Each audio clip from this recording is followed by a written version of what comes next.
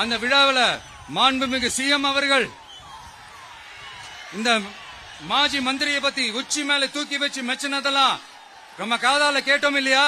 இதே சிஎம் அவர்கள் இதே கரூருக்கு வந்தப்போ எதிர்கட்சியா இருந்தப்போ அந்த மாஜி மந்திரியை பத்தி என்னெல்லாம் சொன்னாரு, என்னெல்லாம் கேட்டாரு. ஐயா ஃபேக்ட் செக் நண்பர்களே, இதெல்லாம் நீங்க பெருசா ரிசர்ச் பண்ணணும்னு அவசியமே இல்ல. யூடியூப் ஓபன் பண்ணி பாருங்க, தெரிச்சிருவீங்க, மிரண்டுருவீங்க. இந்த திமுகவுக்கு இந்த மாஜி மந்திரி இப்ப என்னவா இருக்கிறாரு அப்படின்னு மக்கள் பேசிக்கிறாங்க தெரியுமா?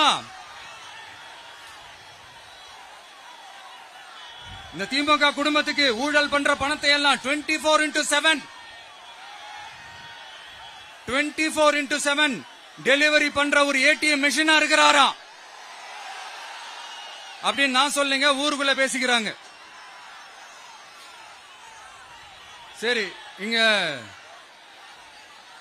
ஓகே. இன்னொரு முக்கியமான விஷயம், இங்க போலீஸ் பாதுகாப்புலாம் இருக்கா இல்லையா? போலீஸோட கைகள்லாம் கட்டப்பட்டிருக்குன்னு நினைக்கிறேன். போலீசார் மக்கள் தான் சார் எஜமானர்கள். மக்களுக்காக மட்டும்தான் பயப்படணும், வேற யாருக்காகவும் பயப்படணும்னு அவசியமே கிடையாது.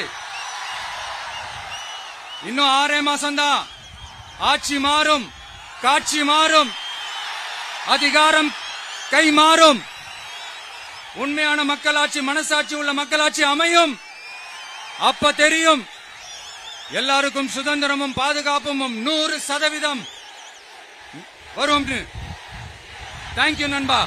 கான்பிடண்டா இருங்க, நல்லதே நடக்கும், வெற்றி நிச்சயம். அஷ்மிகா 9 வயசு ஒரு பொண்ணு காணுமா? நீங்களே நம்ம தோழர்கிட்ட சொல்லி கண்டுபிடிச்சு கொடுக்க சொல்லுங்க. அஷ்மிகா 9 வயசுல ஒரு பொண்ணு காணுமா? தம்பிகளா கொஞ்சம் தேடி கண்டுபிடிச்சு கொடுத்துருங்க. அஷ்மிகா